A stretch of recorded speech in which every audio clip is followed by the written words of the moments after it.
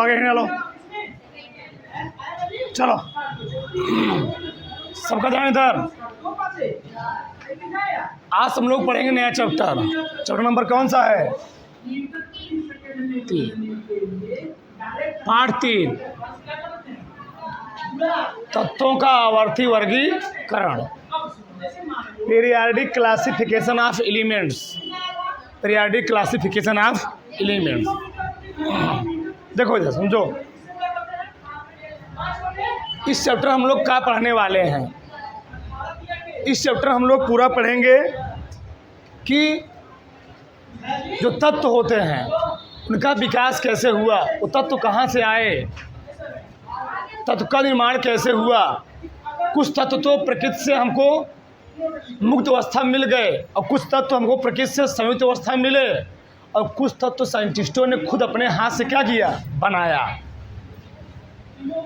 तो जो तत्व हमको प्रकृति से मिल गए उसको हमने क्या बोल दिया, नेचुरल एलिमेंट।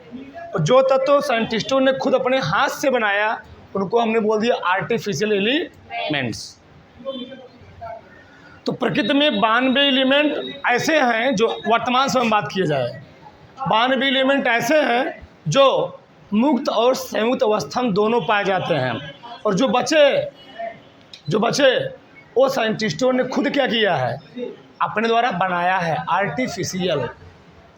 तो हम लोग समझेंगे इस चैप्टर में कि तत्व का विकास कैसे हुआ, तत्व कैसे कहाँ से आए, ठीक, कैसे कैसे तत्वों को सजाने का प्रयास किया गया, रखने का प्रयास किया गया। इस चैप्टर हम लोग सब कुछ सीखने वाले हैं। तो तत्वों को सर्वप्रथम रखने का जो प्रयास किया गया था वह रखा गया था, एक साइंटिस्ट थे वर्जिलियस। कौन थे? वर्जिलियस।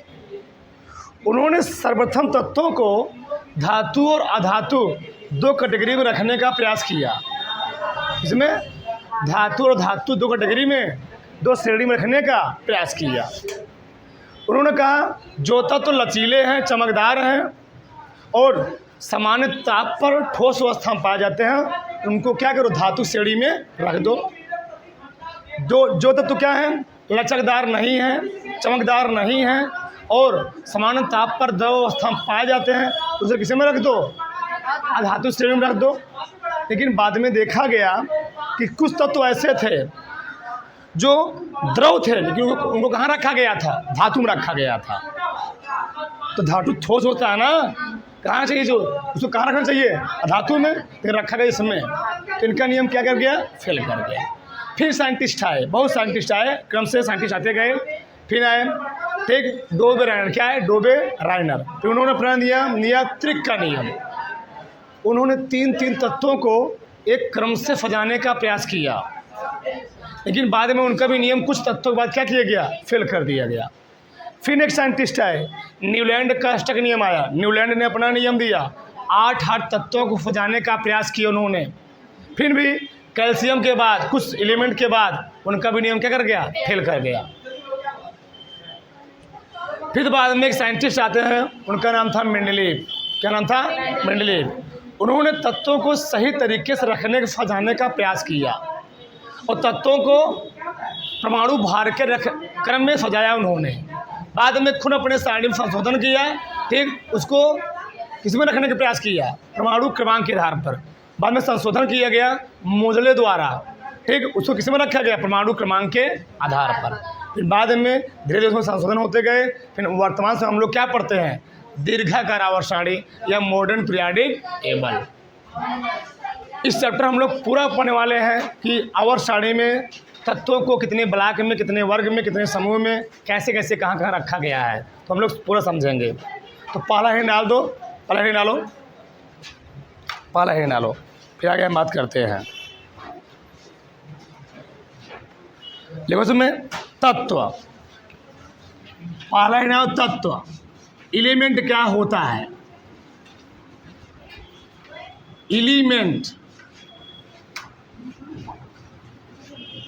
एलिमेंट्स तत्व।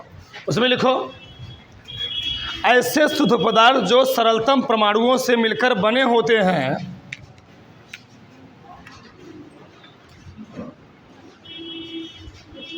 ऐसे शुद्ध पदार्थ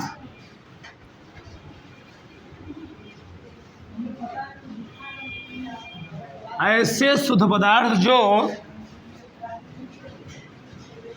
सरलतम एक क्वेश्चन ले लो, सूक्ष्मतम, ऐसे शुद्ध पदार्थ जो सरलतम परमाणुओं से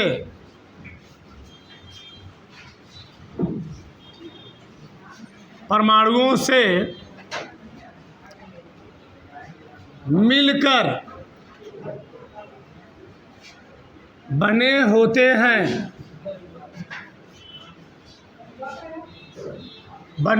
हैं तत्व कहलाते हैं।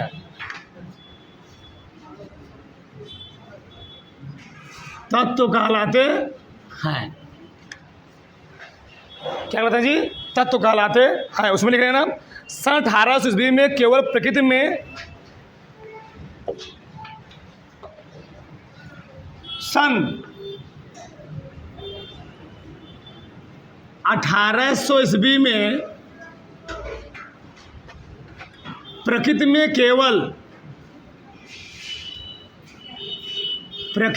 केवल 31 तत्व ही ज्ञात थे।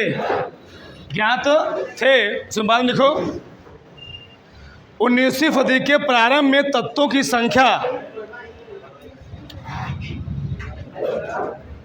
19वीं सदी के प्रारंभ में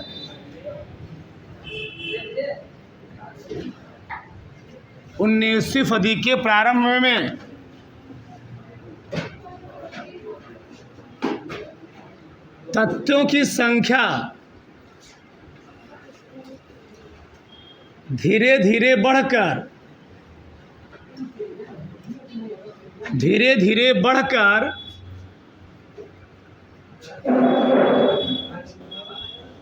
63 हो गई।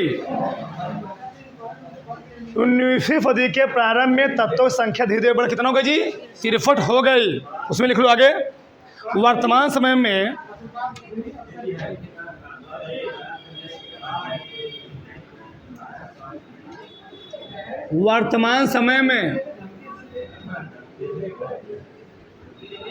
तत्वों की कुल संख्या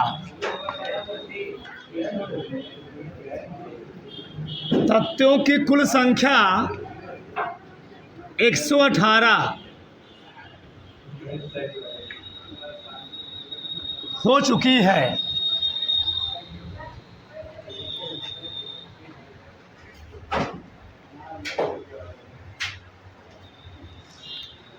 ठीक, अब यहां समझो, पहले हम लोग क्या पढ़े?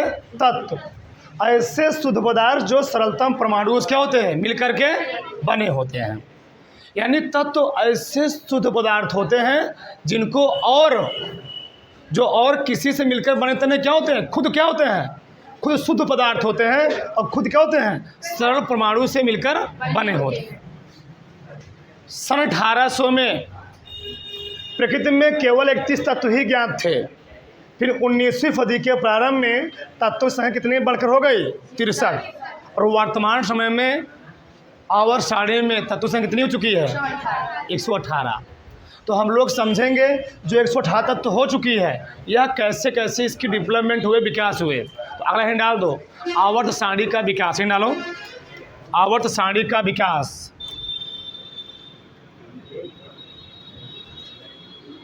आवर्त सारणी का विकास, development of periodic table.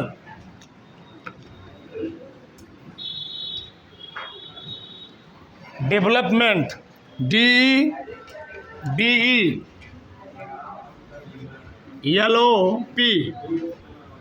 Development of periodic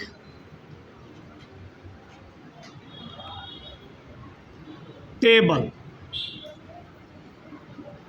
development of periodic table. उसमें लिखो, तत्वों को वर्गीकृत करने के संबंध में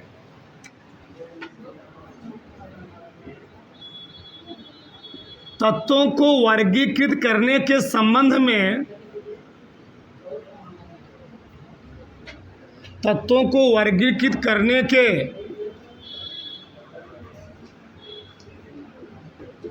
संबंध में विभिन्न प्रयास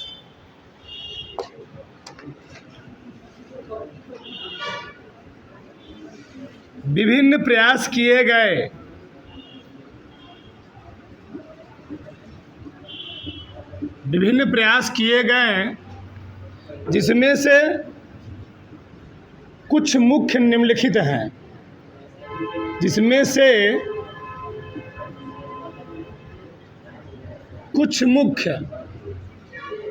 निम्नलिखित हैं, या निम्नवत हैं।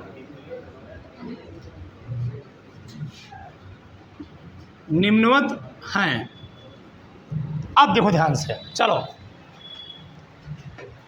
अब यहां तुमको ध्यान समझना है आवर्त सारणी का विकास कैसे हुआ। तत्वों को वर्गीकृत करने के संबंध में विभिन्न प्रयास किए गए, जिसमें से क्या कुछ निम्नवत हैं। हमने क्या बताया, आवर्त सारणी को सबसे पहले, तत्वों को सबसे पहले फैलाने का प्रयास किसने किया था? वर्जिलियस। किसने किया था? उसमें लिखो, ही डालो, पहले डाल दो, उसमें डाल दो। वर्जिलियस के आधार पर, वर्जिलियस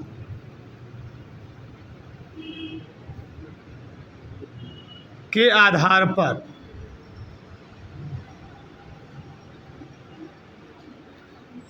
समाधान, इधर अब लिखो, मत समझो। हमने क्या बताया, सर्वप्रथम तत्वों को धातु और उनके धातु और अधातु के आधार पर क्या किया गया था? विभाजित किया गया था। अब धातु मतलब देखा गया जो तत्व क्या थे? चमकदार थे, लचीले थे और समान ताप पर किस अवस्था में पाए गए? ठोस अवस्था में पाए गए। उनको वर्जिलियस ने किस श्रेणी में रखा? धातु श्रेणी में। जो तत्व कम चमकदार थे, ठीक, लचीले नहीं थे, समान ताप पर ठोस अवस्था में नहीं पाया, द्रव अवस्था में थे, तो उनको किस श्रेणी में रखा गया? अधातु श्रेणी में रखा गया। लेकिन ये सही नहीं था। क्यों? तुम लोग जानते हो, अगर ठोस होगा हो तो विद्युत क्या होगा? वो सुचालक होगा। विद्युत क्या होगा जी? सुचालक होगा, ये तुम लोग जानते हो। और जो द्रव होगा, जो अधातु, विद्युत क्या होगा? सुचालक होगा। तो बताओ, ग्रेफाइट कैसा है? ग्रेफाइट अधातु है, तो इसको क्या होना चाहिए? सुचालक होना चाहिए। अगर ग्रेफाइट अधातु तो इसको कुचालक होना चाहिए जी, लेकिन ये क्या करता है? ये सुचालक की भांति व्यवहार करता है। अगर पारा धातु है तो इसको ठोस अवस्था में होना चाहिए। ये किस अवस्था में था? ये द्रव अवस्था में। तो इनके नियम, बहुत सारे नियम को क्या कर गए? फेल कर गए। पहले लिखो सर्वप्रथम तत्वों को, उसमें लिखो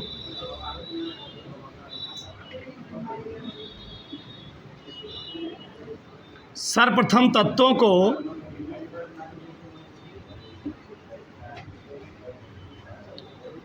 धातु और अधातु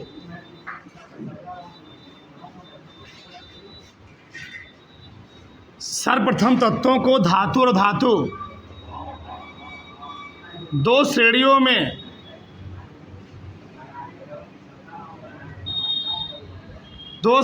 में विभाजित करने का प्रयास किया गया।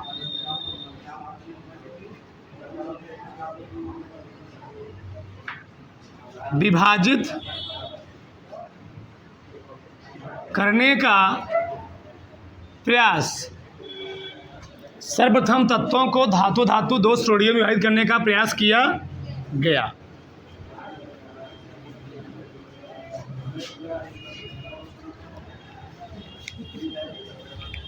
ठीक, नीचे छोड़ लिखो, जो तत्व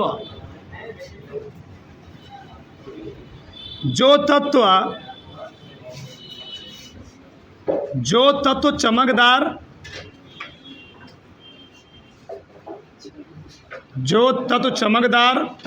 लचीले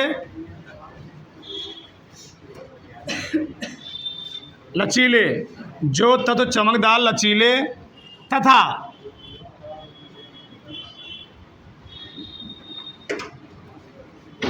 तथा सामान्य अवस्था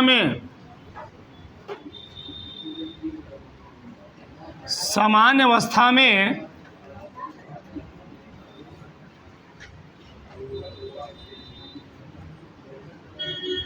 ठोस होते हैं। उन्हें धातुओं की श्रेणी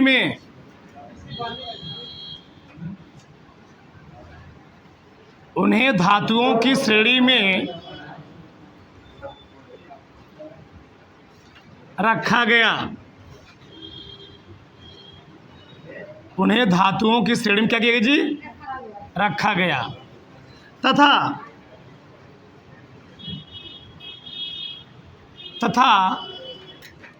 जो तत्व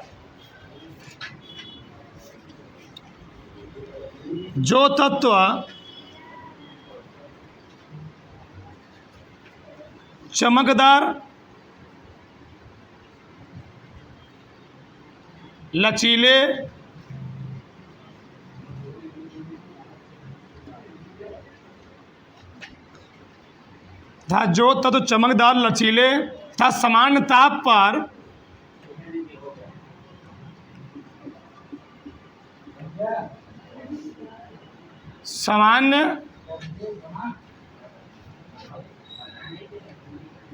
अवस्था में लिखो। तो सामान्य अवस्था में द्रव, सामान्य अवस्था में ठोस नहीं होते हैं।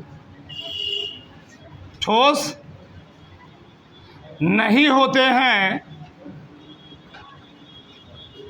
उन्हें अधातुओं की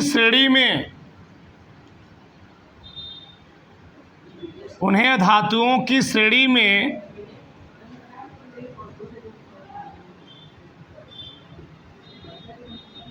रखा गया। ठीक, तो क्या लिखा गया जी? जो तत्व चमकदार, लचीले तथा सामान्य अवस्था में ठोस होते हैं उन्हें कहाँ रखा गया था? धातु की श्रेणी में रखा गया। और जो तत्व चमकदार, लचीले तथा सामान्य अवस्था में ठोस नहीं थे, नहीं चमकदार भी नहीं थे, लचीले भी नहीं थे और ठोस भी नहीं थे, उन्हें किस में रखा गया? अधातुओं की श्रेणी में रखा गया। परंतु यह बहुत सही रूप से सही सिद्ध नहीं हो सका। क्यों? हमने बताया अगर धातु की श्रेणी में रखा जा रहा है तो धातुओं का सबसे बड़ा प्रॉपर्टी होता है धातुएं ठोस अवस्था में पाई जाती हैं। लेकिन अगर आप तत्वों को धातु की श्रेणी में रख रहे हो तो पारा किस अवस्था में पाया जाता है? पारा भी धातु है, लेकिन पारा किस अवस्था में होता है? द्रव अवस्था में, लिक्विड अवस्था में होता है। क्या सही है? गलत है। धातुओं का सबसे बड़ा प्रॉपर्टी और होता है धातुएं विद्युत की सुचालक होती, कंडक्टर होती हैं। अगर ये विद्युत की कंडक्टर हैं तो ग्रेफाइट को आप रख रहे हैं धातु की श्रेणी में, तो ग्रेफाइट क्यों चाहिए? ग्रेफाइट होना चाहिए कुचालक। लेकिन ग्रेफाइट क्यों चाहिए? कुचालक। लेकिन ग्रेफाइट करता क्या है? एक सुचालक की भांति व्यवहार करता है। इसलिए इनका नियम बहुत सारे तत्वों के लिए क्या सही सिद्ध नहीं हो चुका, बाद में फेल कर गया। बातें समझ में आ रही हैं कि नहीं? अगर लिखना चाहते हो लिख भी सकते हो। ठीक, लिख लो। मरकरी साधारण ताप पर द्रव है, फिर भी धातु वर्ग का तत्व नहीं है। जैसे लिख लो, जैसे फेल क्यों किया इनका नियम?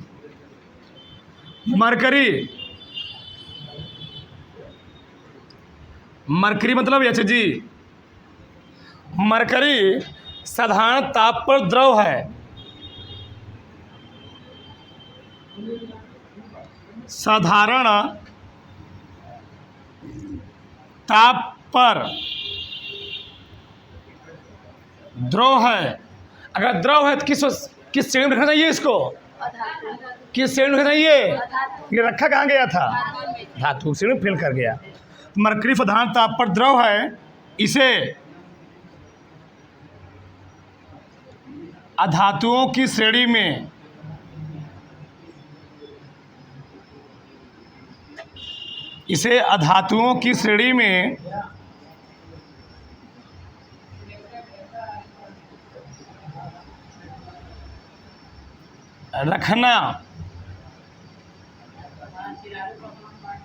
चाहिए था। अपवाद लिखो, कैसे अपवाद लिख लो इसका, ठीक। हाइड्रोजन और ग्रेफाइट अधातु होते हुए भी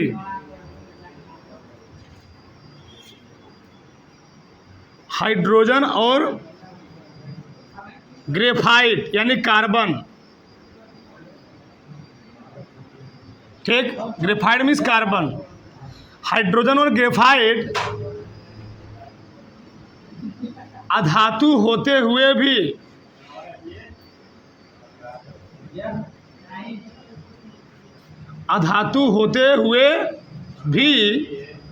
ये क्या होते हैं जी? विद्युत के सुचालक होते हैं। क्या होते हैं? होना क्या चाहिए उनको? कुचालक। है क्या है? हाँ, अधातु होते हुए भी ये विद्युत के सुचालक होते हैं। बताओ फेल किया ना कि नहीं फेल किया? ये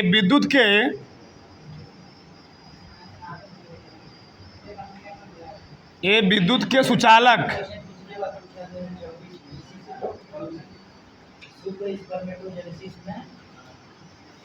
होते हैं।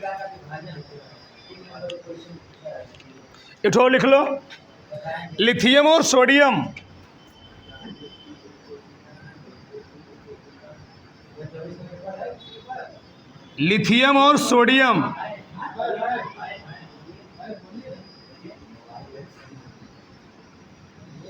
धातु होते हुए भी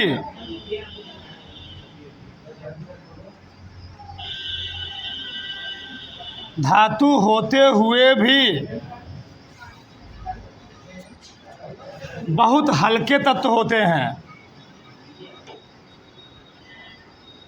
बहुत हल्के तत्व होते हैं, ठीक। तो वर्जिलियस के आधार पर तत्वों को कितनी श्रेणी में बांटा गया जी? 2 श्रेणी में, धातु और अधातु, ठीक। तो जो तत्व क्या थे? चमकदार थे, लचीले थे, समस्तम किस में पाए गए? ठोस में। उनको किस श्रेणी में रखा गया? और जो तत्व चमकदार, लचीले और ठोस अवस्था में नहीं हुए, उनको किस श्रेणी में रखा गया? अधातु। फेल क्यों किया? मरकरी प्रधान ताप पर द्रव है, तो द्रव है, किस श्रेणी में रखना चाहिए था इसको? अगर मरकरी द्रव है तो किस में रखना चाहिए था? धातु। ये रखा कहाँ गया था? धातु में। हाइड्रोजन ग्रेफाइट अधातु होते हुए भी क्या है? विद्युत के होते हैं। क्या है जी? तो इनके अनुसार होना चाहिए कुचालक, लेकिन है क्या है? कुचालक। लिथियम बताओ, धातुएं हल्की होती ठोस होती है? ठोस होती है, वजन में होता है, उनका डेंसिटी ज़्यादा होता है। लेकिन लिथियम और सोडियम दोनों धातु हैं, तो भारी हो चाहिए ना। है क्या है? बहुत हल्के एलिमेंट हैं, तत्व हैं, इसलिए इनका नियम क्या कर गया? फेल कर गया। अब आते हैं अगले साइंटिस्ट, डोबेर-आयरन-कथी के नियम पढ़ेंगे। उतारो इसके पहले, उतारो, चलो आगे ना लो, देखो ध्यान से, समझो, सबका ध्यान इधर। आगे हम लोग पढ़ेंगे डोबेर-आयरन का त्रिक सिद्धांत। देखो यार, अगर हम बात करें वर्जिलियस की, तो उनका नियम सही नहीं था, पूरा गलत था। अगर तुमसे पूछा जाए, ये वनडे एग्जाम में बहुत ज़्यादा पूछा आता है, तत्वों को सर्वप्रथम सही रूप से शारीरिक रूप में सबसे पहले वर्गीकृत करने का प्रयास किसने किया था? डोबेर-आयरन। एक तो डोबेर-आयरन ने क्या किया था? जब डोबेर-आयरन अपना नियम दिया था 1817 ईस्वी में, उस समय परमाणु सिद्धांत की खोज परमाणु के बारे में बताया जा चुका था। तो 1817 ईस्वी में एक जर्मन के क्या थे? साइंटिस्ट थे, साइनक थे। लिखो कि समझाते हैं। परमाणु सिद्धांत की खोज हो जाने के बाद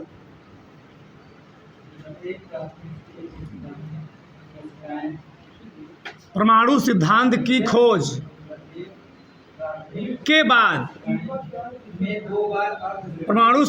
की खोज के बाद सन 1817 ईस्वी में सन 1817 ईस्वी में जर्मन रसायनज्ञ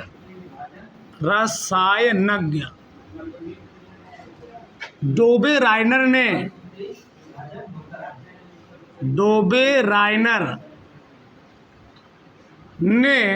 तत्वों को परमाणु द्रव्यमान के आधार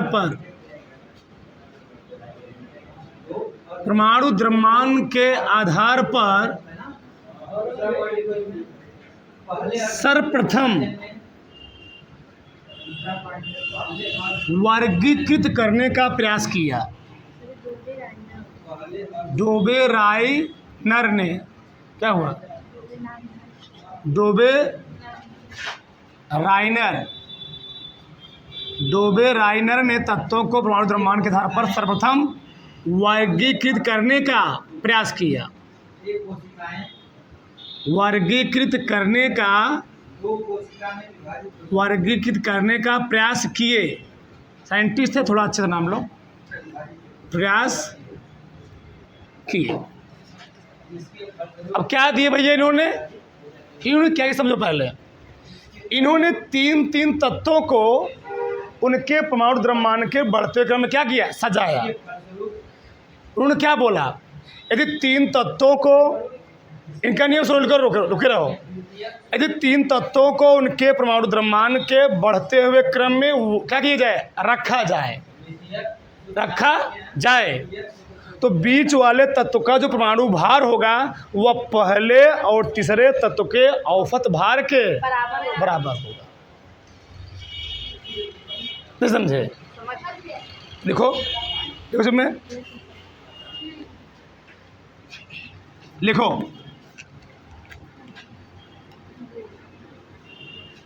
इस सिद्धांत के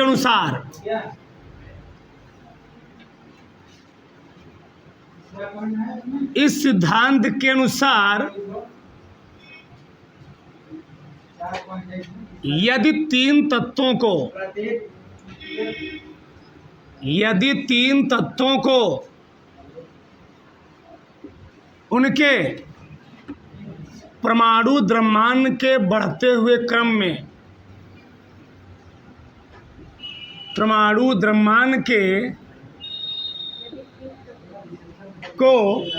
तीन तत्वों को उनके परमाणु द्रव्यमान के बढ़ते हुए क्रम में व्यवस्थित यानी रखा जाए, सजाया जाए, व्यवस्थित किया जाए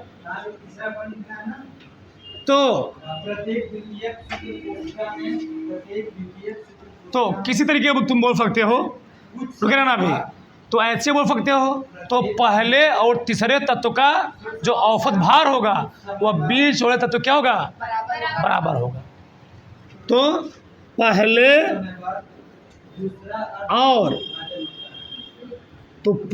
और तीसरे तत्व का औसत भार, तो पहले और तीसरे तत्व का औसत भार बीच वाले तत्व के, बीच वाले, इधर सटीक परिभाषा है, बीच वाले तत्व के भार के बराबर होगा। बराबर ये भैया इनका नियम था भाई साहब, ठीक? दो ध्यान से। इन्होंने क्या कहा? यदि हम आवर्त सारणी में कोनो भी, चाहे आवर्त में चाहे वर्ग में, कोनो समूह में, ठीक, ये तीन तत्व को ले लें और तीन तत्वों को उनके द्रव्यमान संख्या के बढ़ते क्रम में क्या करें? रखें, व्यवस्थित करें, ये रखें, सजाएं। तो उन्होंने देखा कि पहले और तीसरे का औसत क्या होता है? पदों का योग बटे पदों की संख्या, बिचवा वाले के बराबर आएगा। बीच वाले क्या आएगा? दो। कैसे? हम लोग जानते हैं जो औसत होता है, क्या होता है? औसत। औसत बड़ा होता है पदों का योग बटे पदों की, यानी योग बटे संख्या लिख रहा हूँ मैं शॉर्टकट में। चलो लिख लो भैया, लिख लो। पदों का योग, पदों का योग बटे पदों की। सही है।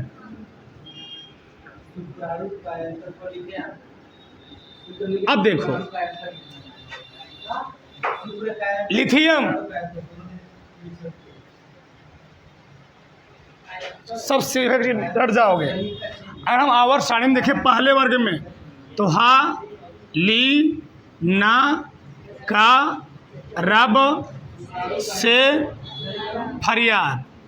दूसरे वर्ग में बेटा, मागे, कार, स्ट्रांसियम, यस्सी है। लिखा गया होगा ना?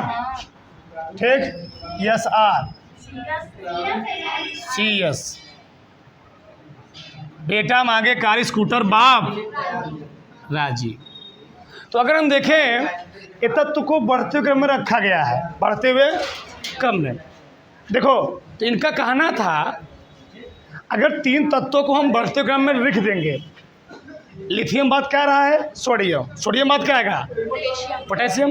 इन तीन तत्व को ले लो, ये त्रिक नियम है। क्या है? त्रिक नियम। तीन तत्व को ले लो। जब तीन तत्व को ले लोगे, इसका इसका परमाणु द्रव्यमान जोड़ोगे और 2 से भाग दोगे तो इसके द्रव्यमान क्या आएगा?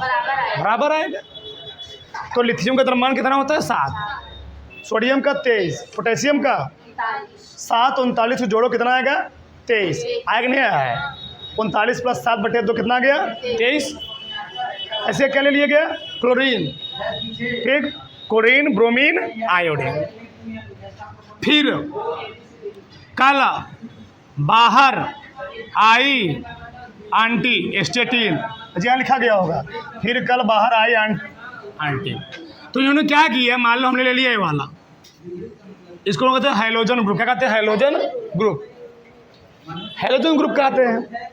जब हाइड्रोजन ग्रुप के लिया गया तो क्लोरीन का परमाणु द्रव्यमान कितना होता है? 35। ब्रोमीन का, आयोडीन का, तो क्लोरीन और आयोडीन जोड़ो कितना आएगा? इतना। मान लो जोड़ने पूछा है 2 से भाग कितना? 81.2। अगर 81.25 है तो बीच वाले बराबर आना चाहिए। बताओ, बहुत ज़्यादा अंतर नहीं, अंतर है। अरे भैया इसका 80 है, इसे इतना आ रहा है। बताओ, गड़बड़ नहीं गड़बड़ है? लगभग में भी नहीं है, बहुत ज़्यादा डिफरेंस हो जा रहा है। ये तो छोटे छोटे परमाणु भार वाले हैं। जब बड़े बड़े परमाणु भार देखा गया ना तो अंतर 3, 4, 5 का आने लगा। समझे? 3, 3, 4, 4 का अंतर आने लगा। और इनका नियम क्या किए? वहीं पर फेल करके। कैल्शियम 40, स्ट्रांसियम 88, बेरियम 137 लिखा गया होगा। कैल्शियम लिखा गया यहाँ पर ना, यहाँ। ठीक, जोड़ो बटे 2 कितना? 28.5। मान लो यहाँ अंतर सही है। सही है, लेकिन कुछ तत्व तो ऐसे थे उनमें डिफरेंस क्या लगा जी?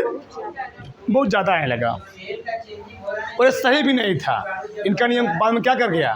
फेल कर गया। तो इनसे एक ही प्रश्न पूछता है, तत्वों को सर्वप्रथम सही रूप से वर्गीकृत करने का प्रयास किसने किया था? तो नीचे लिखो पॉइंट में, तत्वों को सर्वप्रथम तत्वों को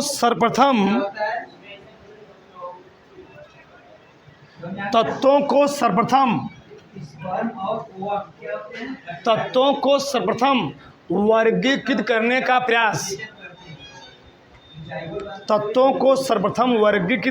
प्रयास डोबे राइनर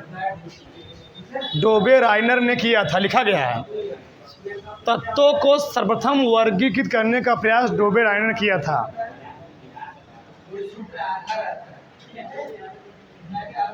चलो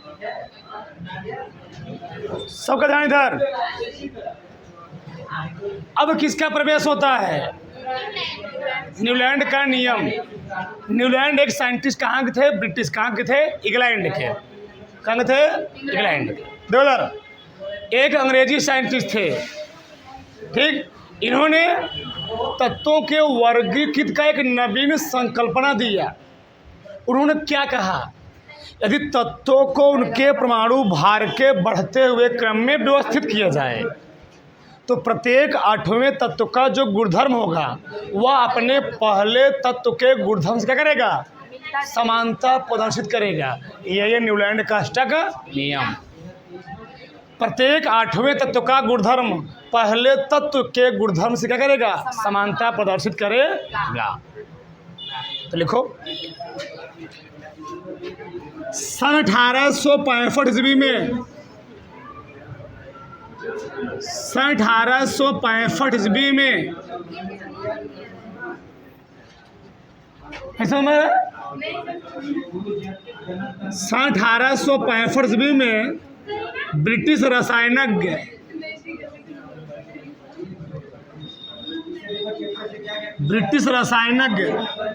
न्यूलैंड ने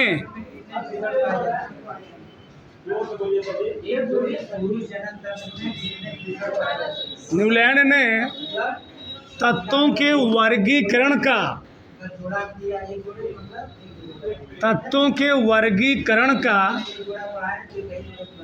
एक नया आधार या एक नई संकल्पना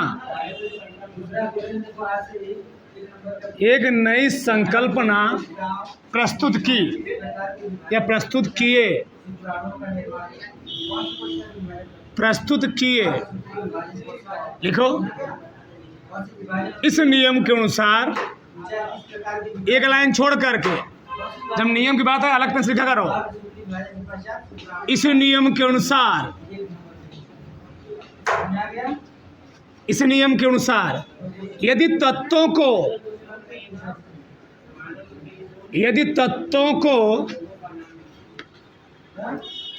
उनके परमाणु द्रव्यमान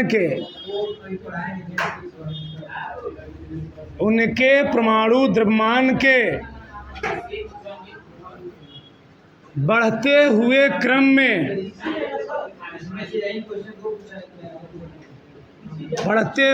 क्रम में व्यवस्थित किया जाए तो प्रत्येक आठवें तत्व का गुणधर्म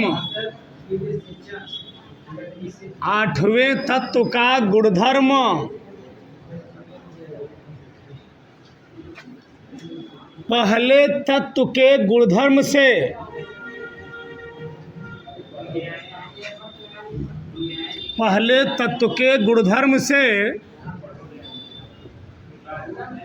समानता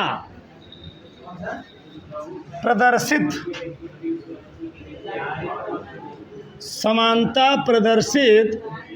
करता है।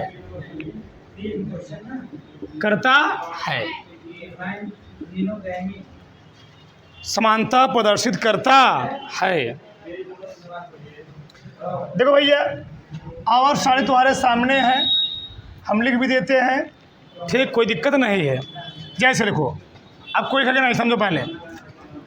जैसे मैं लिखा तत्व lithium, beryllium, boron, carbon, nitrogen, oxygen, fluorine, वो था ही नहीं। जब भाई साहब अपना नियम दिए थे तो उस समय अक्रिय गैसों खोज नहीं हुई थी। ठीक, तत्व हुआ। आगे तुम लोग लिख सकते हो, छोड़ दो। अगला तत्व कौन सा है वाला? Sodium, magnesium, aluminium, silicon, phosphorus, sulphur, chlorine.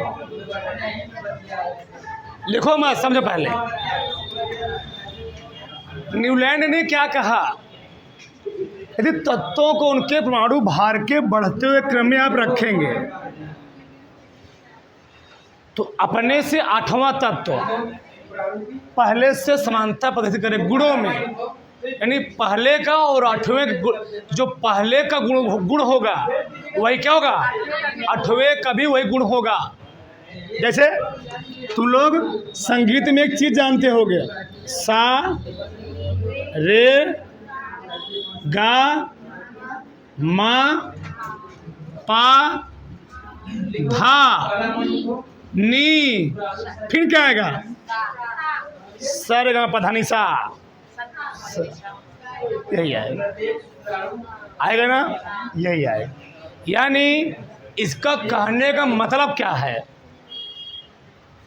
पहला एलिमेंट, दूसरा, तीसरा, चौथा, पांचवा, छठवां, सातवां, जौन पूरा गुण, अगर ये चोर है तो यहू क्या है, अगर ये ईमानदार यहू क्या है, जौन पूरा गुण लिथियम होगा वही पूरा गुण किसका होगा, सोडियम। यहाँ से काउंट करो, 1 2 3 4 5 6 7, 8वां कौन है, मैग्नीशियम। जौन पूरा गुण मैग्नीशियम होगा वही पूरा गुण किसका होगा, बेरिलियम का। तो अगर बेरिलियम जब कतरा है तब मैग्नीशियम में क्या होगा, जब कतरा होगा। पूरा वही गुण है, सेम सेम, समझ रहे हो। को दिखा दे का गुण, हम दिखा दे तुमको, दिखा दे, चलो का गुण दिखा देते हैं। नहीं तो कैसे हो जाए गुण, कैसे सामान दिख रहा है इसमें, हमको दिख ही नहीं रहा है, ये तो सब एलिमेंट लिखा गया है, सामान कहाँ दिख रहा है। जो दिखाते हैं काट, देखो चलो,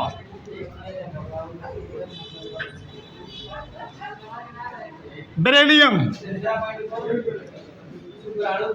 परमाणु क्रमांक कितना होता है इसका, 4। कितना होता है जी, 4। इलेक्ट्रॉनिक विन्यास करोगे 2,2।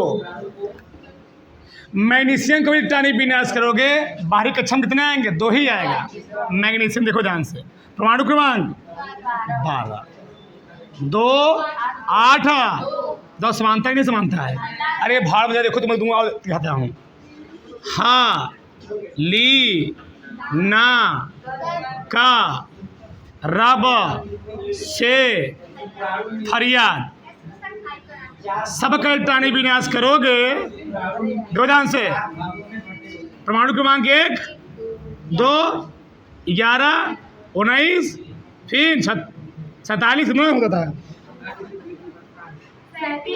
37 फिर 53 फिर 87। याद करवाएंगे परेशान मत।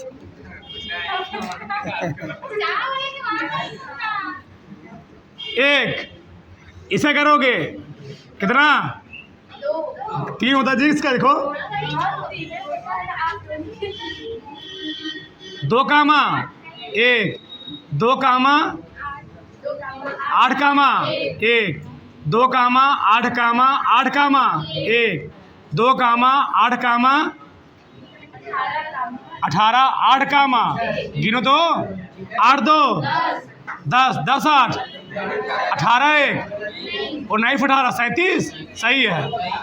2 8 18 18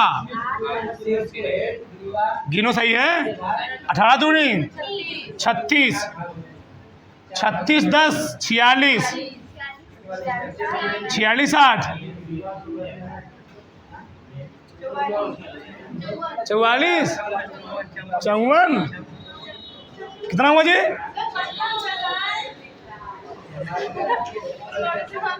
55 है।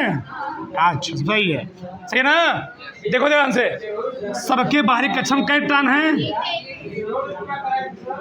मतलब कुछ समानता नहीं समानता है, कुछ गुण में समानता ना जी। हाँ, सबका बैलेंस कितना है, 1 है सबका, कुछ कुछ में समानता है। लेकिन इनका नियम क्या कर गया, कैल्शियम के बाद फेल कर गया था, 20 के बाद फेल कर गया। 20 के बाद मिलेगा नहीं, 20 के बाद देख लो, इसमें 2 तत्व, इसमें 8 तत्व, इसमें 8, इसमें रखा गया 18 ठो, 18 के बाद कहाँ आएगा, हुआ और नहीं करेगा तो फेल कर जाएगा। यानी कैल्शियम के बाद इनका नियम क्या कर गया, फेल कर गया। और इन्होंने जब अपना नियम खोज किया तो उसमें 53 तत्व प्रकृति में कितना थे, अरे उसको बनाओ, उसको नीचे वाला, हाँ सब बनाओ, पूरा उसको बनाओ सब। Lights, camera, action.